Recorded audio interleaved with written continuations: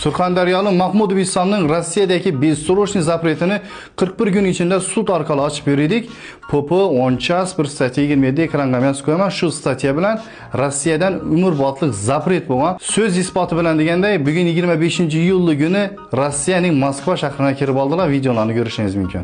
Assalomu alaykum aziz vatandoshlar. Bek Aliyevga rahmat. Uni asoschisi Husan Rambayevga ham rahmat do'stimizga.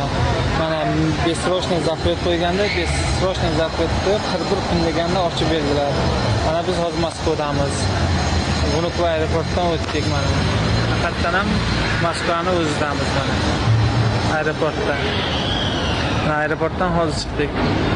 Biron problema bo'lgani yo'q. Hamma joy chotdi. Mana keldim, men yetib keldim. Mana bozorning ichidaman.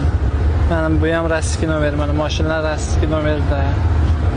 Ishonmayotganlar uchun mana Krastok bozorning ichi.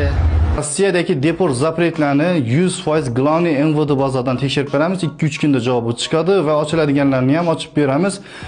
Hammasini ham ochib bo'lmaydi. Telegram kanalimizga o'tib ko'rsangiz, statiyalar bilan birma-bir tushuntirib qo'yman. Qaysilarini ochsa bo'ladi, qaysilarini ochib bo'lmaydi, qaysilarini asos kerak, asnomayni kerak, hammasini podrobni tushuntirib qo'yman. Yoki profilim o'tib, videolarni ham ko'rib olishingiz mumkin. Video orqali tushuntirib qo'yman.